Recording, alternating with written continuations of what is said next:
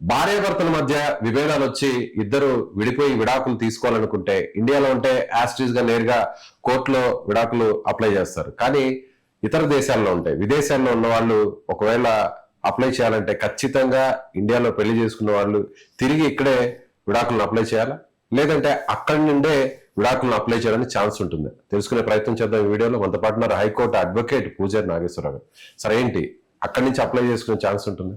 ఒకవేళ ఇండియాలో పెళ్లి కనుక అయ్యి, ఇండియాలో పెళ్లి హిందూ మ్యారేజ్ ప్రకారం అయితే అయ్యి వాళ్ళు ఫారిన్లో నివసిస్తూ ఉంటే వాళ్ళకి అక్కడ అప్లై చేసుకునే అవకాశం ఉంటుంది, ఇక్కడ అప్లై చేసుకునే అవకాశం ఉంటుంది. రెండు చోట్ల విడాకులు తీసుకోవాలా? ఒక చోట తీసుకోవాలి, అదే రెండు చోట్ల తీసుకోవాలి. ఇక్కడ తీసుకోవాలి, అక్కడ తీసుకోవాలి. ఎందుకంటే ఏంటంటే మీరు ఫారిన్ లో తీసుకునే డిగ్రీ ఉంటుంది కదా, ఆ డిగ్రీని మళ్ళీ ఇక్కడ తెచ్చి మళ్ళీ కోర్టులో వేసుకోవాలి. వేసుకొని నేను ఫారిన్ లో డిగ్రీ తీసుకున్నా, మళ్ళీ దీన్ని అమలుపరచండి అని చెప్పి ఇక్కడ వేసుకోవాలి. మళ్ళీ అదంతా ఒక పెద్ద తత్వం. అంటే వాళ్ళ ప్రెసెన్స్ తోనైనా ఇక్కడ చేయాల్సింది? వాళ్ళు లేకుండా చేయొచ్చు. ఓకే. కానీ మళ్ళీ నువ్వు అక్కడ డైవర్స్ తీసుకున్నావు, మళ్ళీ డిగ్రీ తెచ్చి మళ్ళీ ఇక్కడ కోర్టులో వేసుకోవాల్సిందే కదా. ఓకే, మరి అక్కడ డిగ్రీ తెచ్చి మరి ఇక్కడ కోర్టులో వేసుకొని మళ్ళీ ఈ కోర్టు ప్రక్రియ అంతా చేసే బదులు ఇక్కడ డైవర్స్ తీసుకున్నావు అనుకో, ఈ డిగ్రీ తీసుకుని అక్కడ నార్మల్ ఇచ్చేస్తే వాళ్ళు యాక్సెప్ట్ చేస్తారు.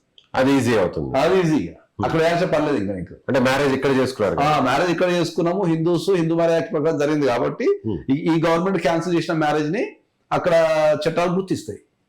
అక్కడ మ్యారేజ్ చేసుకుంటే అక్కడ మ్యారేజ్ చేసుకుంటే అక్కడ అప్లై చేసుకోవాలి, మళ్ళీ ఇక్కడ అప్లై చేసుకోవడానికి లేదు. ఓకే, అక్కడ మ్యారేజ్ చేసుకుంటే అక్కడ అప్లై చేసుకోవాలి. ఎందుకంటే మ్యారేజ్ సర్టిఫికేట్ అక్కడ తీస్తారు కాబట్టి దాన్ని క్యాన్సిల్ చేసే అధికారం అక్కడే ఉంటుంది. ఇప్పుడు వాళ్ళు కన్ఫ్యూజ్ అవుతుంటారు బాగా, ఏమని అంటే ఇండియాలో అప్లై చేసుకోవాలా, వాళ్ళు ఉన్న ప్లేస్లో అప్లై చేసుకోవాలా అనేది ఎన్ఆర్ఐలు బాగా కన్ఫ్యూజ్ అవుతారు.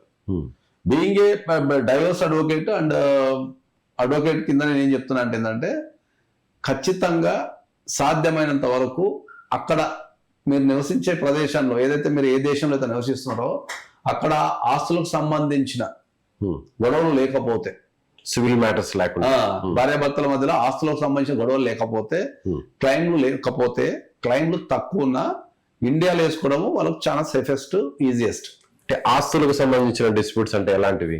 ఆస్తులకు సంబంధించిన డిస్ప్యూట్స్ అంటే ఇప్పుడు మనం అమెరికా తీసుకుందామండి. అమెరికా తీసుకుంటే ఏమవుతుంది, పెళ్ళైన తర్వాత భార్యాభర్తలు సంపాదిస్తుంటే ఖర్చులను తీసేసి సేవింగ్స్ సెల్సగా పనిచేస్తారు. కొన్ని సందర్భాలలో పెళ్ళైన తర్వాత భార్య పని చేయటం లేదు, హౌస్ వైఫ్ ఉంటుంది, భర్త పని చేస్తుంటాడు, అప్పుడు కూడా డైవర్స్ అయినప్పుడు ఏంటంటే సమానమే.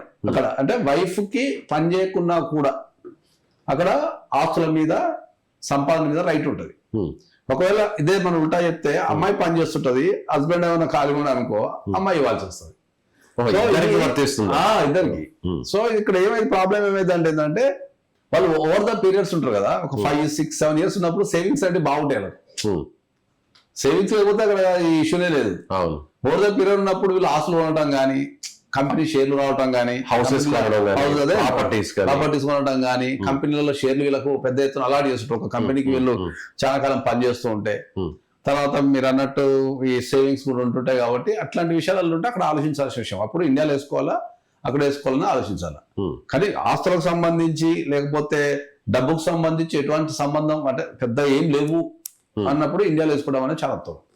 అంటే అడ్వకేట్ ని ఇక్కడ అడ్వకేట్ ని లోకల్ గా హైర్ చేసుకుంటే ఆ ప్రాసెస్ అంతా కూడా ఆయన అక్కడ అంటే జనరల్ ఏంటంటే మ్యాట్రిమోనియల్ కేసులలో వాళ్ళు రాకుండా, వాళ్ళు కంప్లీట్ వాళ్ళ దేశంలోనే ఉండి వాళ్ళు రాకుండా ఇక్కడ కేసు నడిపించచ్చు. సో ఆ నడిపించే క్రమంలో ఏంటంటే వాళ్ళు ఒక జీపీ ఇవ్వాల్సి వస్తుంది. జీపీ అనేది ఎవరికి ఇస్తారు, ఇంట్లో వాళ్ళకి ఇస్తారు ఎక్కువ శాతం. ఏది ఫాదర్ కో, మదర్ కో, సిస్టర్ కో, బ్రదర్స్ కో, వీళ్ళకు చాలా దగ్గరలోకి ఇస్తారు. లేదంటే కొన్ని సందర్భాలు అడ్వకేట్ కూడా తీసుకోవచ్చు.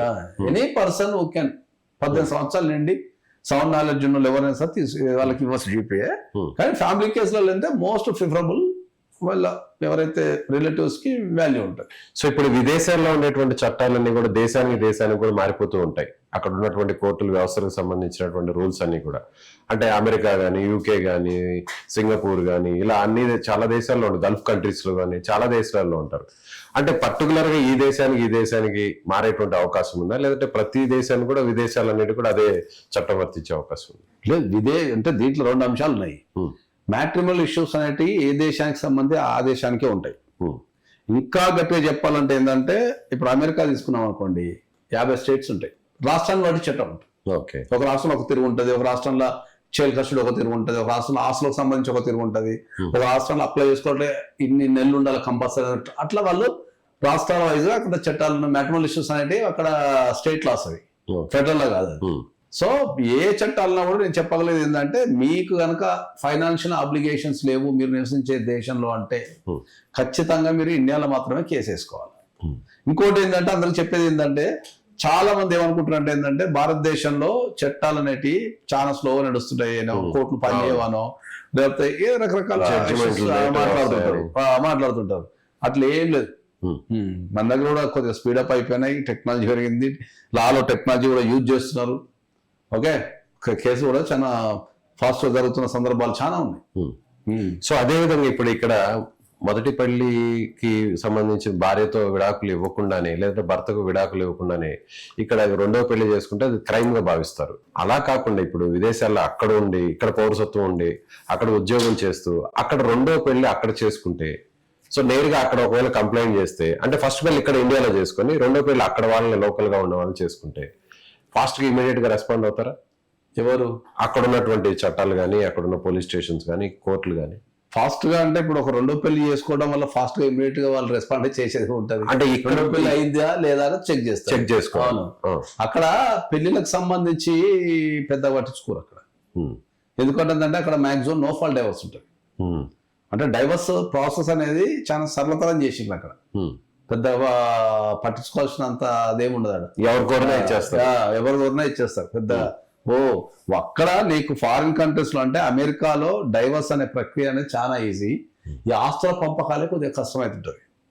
ఓకే, నువ్వు ఇంత సంపాదించినావని అంత సంపాదించినావని సరైన డాక్యుమెంట్ ఇవ్వక వీళ్ళు పైసలు ఇండియా పంపించి ఇండియా ఆస్తులు కొని ఇట్లా కొద్దిగా క్లిష్టతరంగా. కానీ డైవర్స్ ప్రాసెస్ అనేది చాలా ఈజీ. డైవర్స్ ప్రాసెస్ అనేది చాలా ఈజీ. సో కాబట్టి అది ఎందుకు ఈజీ అంటే ఏంటంటే అక్కడ వాళ్ళకి ఈ ప్రాపర్టీ రైట్స్ ఉన్నాయి కాబట్టి, ఒకవేళ ఎవరన్నా భార్యకు భర్తకు డైవర్స్ ఇవ్వాలనుకుంటే ప్రాపర్టీ రైట్ ఉంటుంది కాబట్టి కొద్దిగా భరోసా ఉంటుంది వాళ్ళకి. జనరల్గా చెప్పేది ఏంటంటే, అంటే మొత్తం క్రోడీకరించి జనరల్గా చెప్పేది ఏంటంటే, ఒక భర్త డైవర్స్ చేయాలని ఫిక్స్ అయితే అక్కడ ఆస్తుల సగం మాట ఇచ్చేస్తాను ఫిక్స్ అయితే చాలా ఈజీ. ఓకే, అట్లా. కానీ ఇండియాలో అట్లా సాధ్యం కాదు. ఇండియాలో మీకు ఆస్తులు వేరు డైవర్స్ వేరు అని చెప్తారు.